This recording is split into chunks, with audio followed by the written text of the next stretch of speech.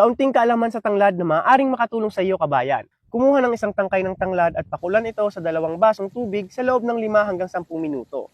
Uminom nito ng 1 hanggang 2 beses sa isang araw. Alam niyo ba mga kababayan na ang tanglad ay mayaman sa mga bitamina at mineral? Ang pinakulan nito ay napakainam sa pagpapababa ng blood pressure at bad cholesterol level. Sa mga pananakit ng tiyan, kabag, diarrhea, dysmenorrhea, headache, ubo, lagnat at rayuma. Ang amoy ng tanglad ay ginagamit rin bilang aromatherapy para sa relaxation dahil sa nakakakalma nitong epekto na nakakatulong sa pagbabawas ng stress, anxiety at nagbibigay ng magandang kalidad ng tulog sa mga taong may insomnia.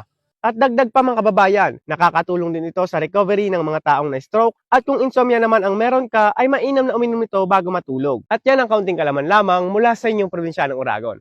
Siyempre, wag nyo rin kakalimutan itong ating Acid Guard Plus na pangkalahatang kalusugan at napakaraming sakit na ang natulungan. Stay healthy, God bless, at ingat po kayo palagi. May buni, an-an, alipunga o iba pang problema sa balat? Itong halamang gamot ang para sa iyo. Ang Senna alata o Acapulco mga kababayan ay kilala sa kakayahang taglay ng dahon at bulaklak nito na malunasan ang mga kondisyon sa balat tulad ng buni, an-an, alipunga at iba pang mga fungal infection. Ito ay may taglay na anti-inflammatory properties na maaaring makatulong sa pagbabawas ng mga pamumula, pamamaga at pangangati ng balat. Ito ay maaaring magamit para sa mga kondisyong tulad ng eczema, psoriasis at acne. Ito din ay naglalaman ng antimicrobial properties na mayroong aktibidad laban sa ilang mga bakterya, fungi at parasites na maaaring makatulong sa pagkontrol ng mga infeksyon sa balat o kondisyon na dulot ng mga mikroorganismo tulad ng ringworm. At yan ay kaunting kalaman lamang mula sa inyong probinsya ng Oragon. Kasitas ito kung tawagin sa amin. Sa inyong lugar mga kababayan, anong tawag dito? Nakakain ka na ba nito? Kung laking probinsya ka nga ay siguradong isa ito sa mga paborito mo noon. Inaabang-abangan mo pa sa tuwing magkakopra ang tatay at lolo mo.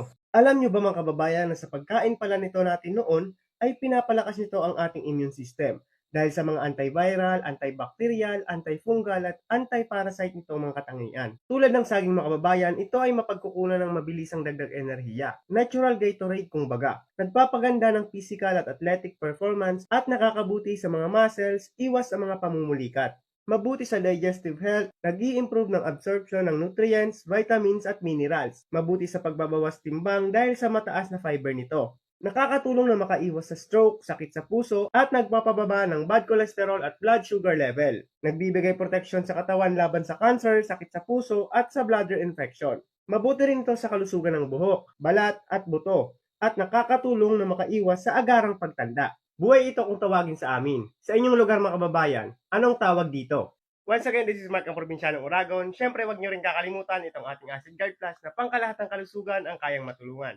Stay healthy, God bless, at ingat po kayo palagi. Marami sa inyo mga kababayan ang hindi nakakaalam nito. Maaaring kilala mo nga ang bulaklak na ito dahil madalas mo itong paglaruan noon. Ginagawang kwintas, porselas, at sinisipsip pa nga ang matamis na katas na nasa loob nito. Ngunit hindi mo batid na sa tradisyonal na panggagamot ay marami itong taglay na benepisyo. Pakuluan ang 1 basong bulaklak ng santan sa 2 basong tubig sa loob ng 10 hanggang 15 minuto. Ang santan tea mga kababayan ay napakabuti sa mga babaeng may irregular na regla. Maging doon sa may mga PID o yung infection at pamamaga na naapektuhan ang female reproductive system. Kaya rin itong labanan ang mga bukol-bukol at mapigilan ang pagkakaroon ng cancer dahil may kakayahan din itong puksain ang mga cancer cells sa ating katawan. Isali na nga natin sa malinis na baso ang ating pinakulang bulaklak ng santan. Pwede mo rin itong lagyan ng honey o kaya kalamansi para sa karagdagang panglasa. Malaking tulong rin ito mga kababayan para doon sa mga taong may hypertension. May kakayahan rin itong mag-relax at magtanggal ng mga pananakit sa ating katawan. At napakabuti rin ito sa kalusugan ng baga, sa may mga ubo at makakapit na plema. At yan ay isang tradisyonal na kalaman lamang mula sa inyong probinsya ng Oragon. Siyempre, wag nyo rin kakalimutan itong ating Acid Guard Plus na pangkalahatang kalusugan ang kayang matulungan. At subok na rin sa napakaraming karamdaman. Kaya't anuman ang iyong sakit ay pwedeng-pwede mo itong subukan. Stay healthy, God bless, at ingat po kayo palagi.